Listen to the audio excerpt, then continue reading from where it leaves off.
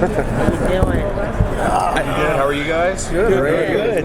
I first saw you at the GCW show in LA, like way back, and I was like, that guy has it already, and I didn't know where I'd see you get. And now seeing you here, like, what was it like to go from that show, and what was that like to getting here? That show changed my life overnight. That was until I got to AEW. I was more nervous about that than anything ever, because I knew kind of that if I did well there, I kind of had a feeling of the direction it would go, and it ended up going that way. So this past year has been crazy. It's my life has changed so much, and it's been a wild ride, but it's been so much fun. It's a dream come true, really. Crazy to watch. Nyla, is it? Yes. Oh, okay. Obviously, your story is going to be pretty much out there, so let's just deal with it. Let's dive right in. I almost said dive in the shallow end. Do not do that. That is the wrong advice. Fair enough. So you've heard all the whatever transgender people compete traditionally women. You know the rest of them, how the rest of the narrative is going to go. Any statement on that? Is that conservative? Just or makes no sense?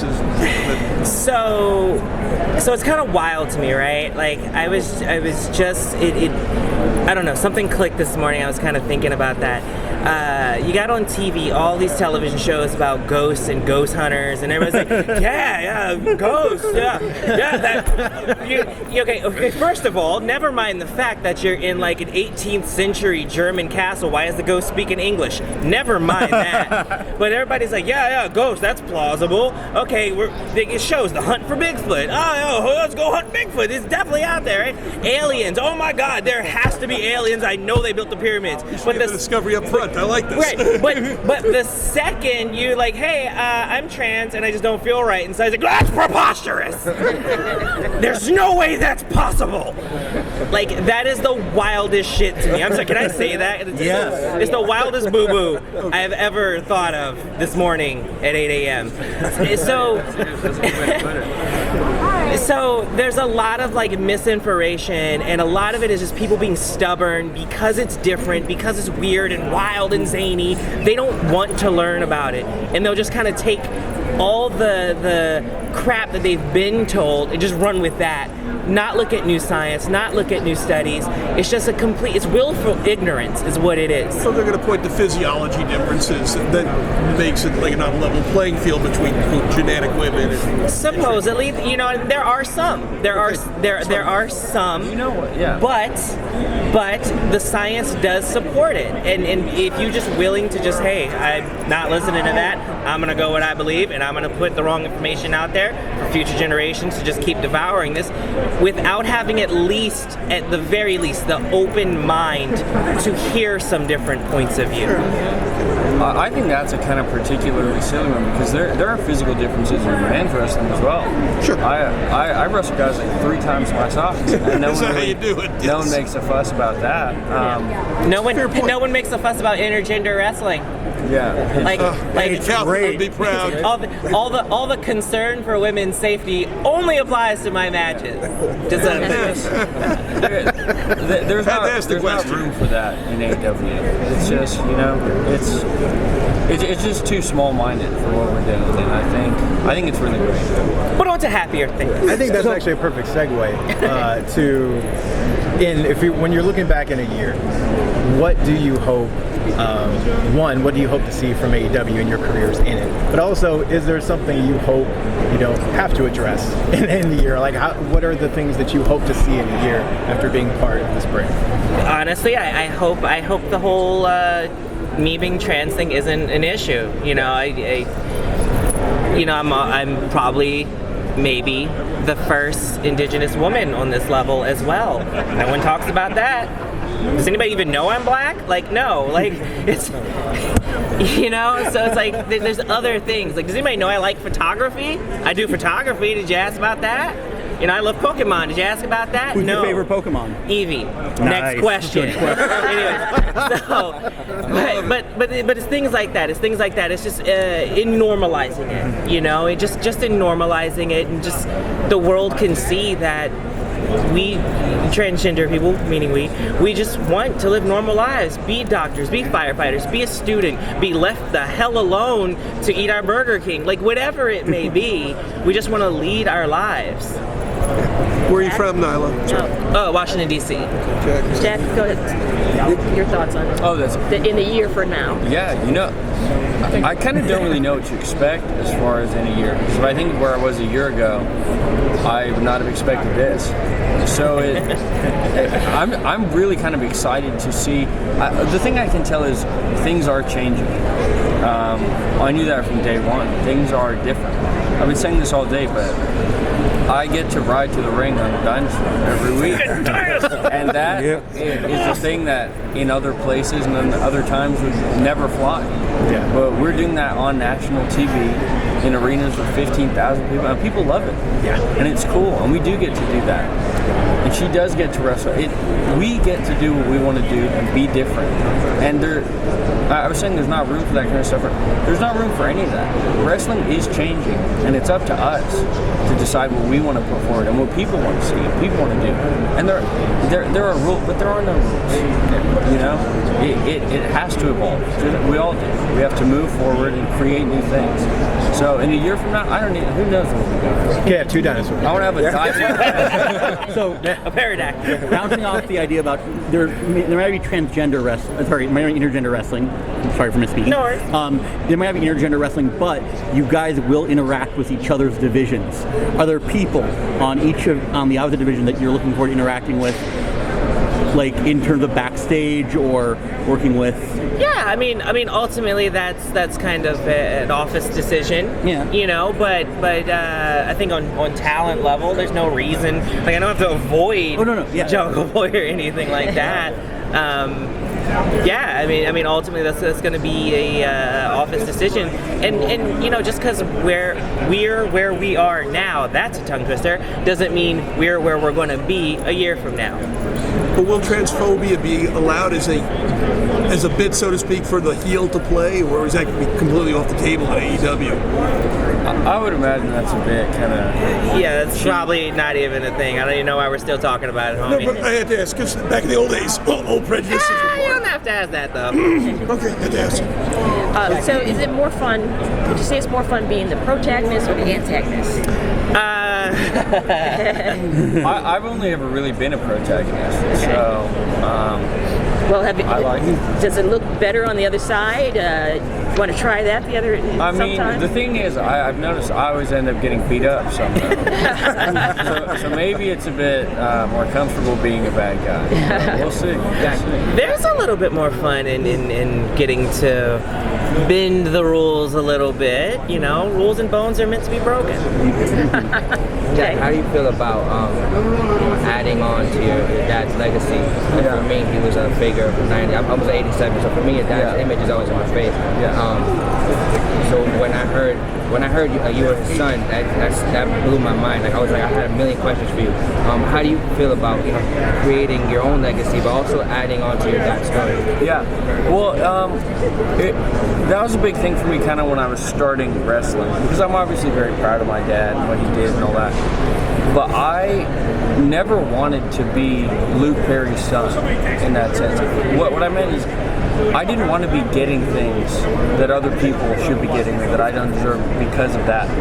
And so I made a choice not to go under my real name and Jungle Boy is kind of as far away from Hollywood as you can. You know, I don't talk, it's all that. So to be able to do that and be successful without that was really important to me. And so, just to be here and now to be able to do my own thing, that's pretty much all of it. I'm really proud.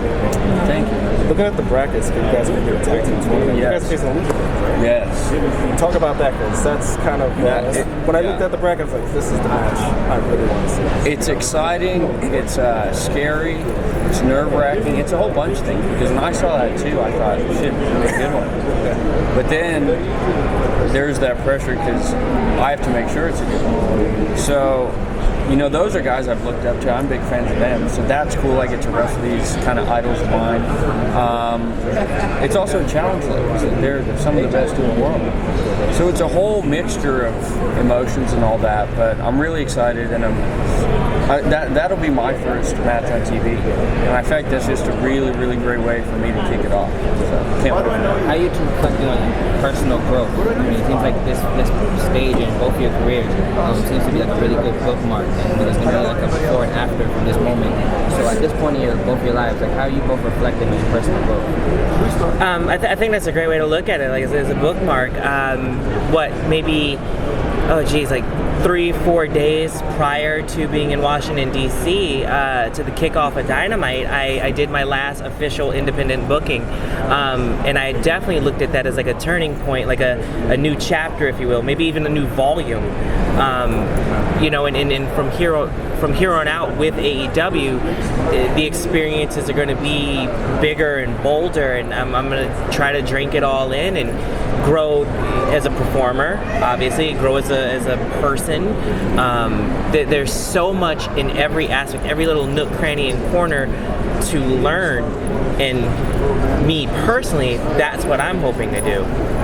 Jack, have you made it clear to the promoters at AEW that you don't want that association with Dad, that you want to make sure, because promoters will obviously exploit anything to get publicity. I'm just curious if that's... With AEW, that's never been an issue. That was more of a thing coming up in the independents. I had a lot of people tell me that like my character was too silly for their show, and a lot of people said, we want you to be yourself and use your name, and I knew what that meant. So it was really important to me to come up and get here without it. Obviously, I'm not gonna just start going by that now, but it's not a secret. I'm not trying to hide it from people. No, I understand. It's just I don't want that to be the first, the prefix of my name, But it is what it is. I'm proud of him and all, everything he's done. So, Are there lessons that you took from Dad, like acting and?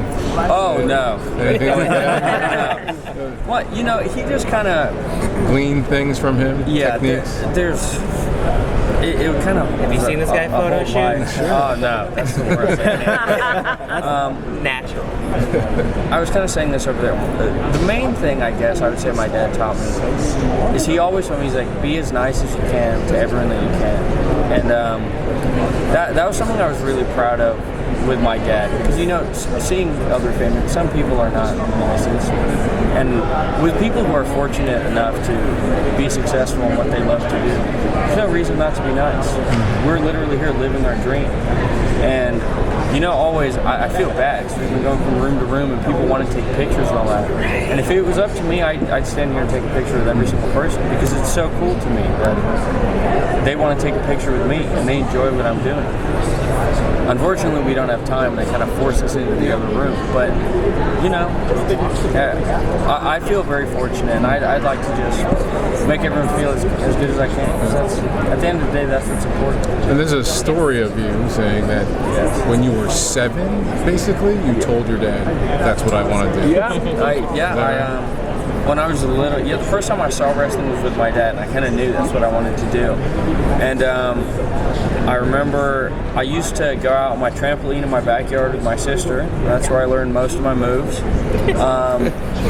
My parents weren't crazy about that. And I remember I was in 4th grade, and my teacher got a call, and he said, Jack, you need to go to the office. And everyone was like, ooh. I was like, oh shit, what's going on? And I got my bag and I went to the office, and my dad was there in the office. And he's like, all right, come on, we're leaving. And he took me that day to my first ever wrestling lesson. I had to get out of school early, which was sick. And that was my first ever wrestling class. Was it a local thing? Or there was a guy, his name was Rick Drayson. He was an old wrestler from the 80s, but he had a ring in his backyard and he ran classes. His backyard? Yeah. Not like backyard wrestling, right? But it was easier for him to have in his yard.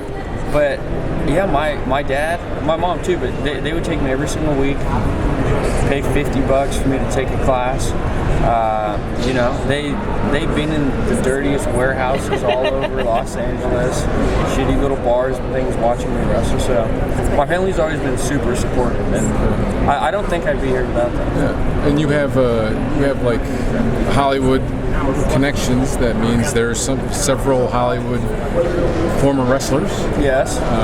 Any lessons from them or any advice from them? I'm trying to think.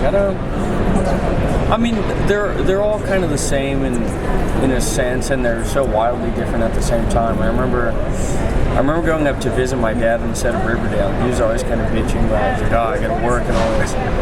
And I went up there and I saw the trailer. I was like, you come in here in this trailer, you get breakfast, you get makeup done with a bunch of pretty ladies around you. I was driving in a car 8 hours and getting my ass kicked and making $50. Driving 8 hours back. And I was like, you got $50? That was 2 years in. But, you know, I think we're just all trying to do our thing, trying to be successful, trying to get to the top. So I think, you know. Nyla, mix it up with Kenny Omega. And this will have to be our last question. Selfishly, there's a lot of emotions in that moment. You know, once I get to a certain point, I see red. You know, I was a little frustrated. May have gone over the line. So on one hand, it was pretty cool to like have that moment with someone that I look up to, Kenny Omega. But on the other hand, like, why are you out here not minding your own business? Like, you're EVP. Why are you not in the back EVPing on stuff? Oh wow, no, that came out wrong. I did not. We got a verb. That's a soundbite. That totally came out wrong. But you get what I'm saying. Like it was definitely on one hand a cool moment. On the other hand, this is between me and Rio. Like, bruh. Thank you guys. Thank you guys. Thank you.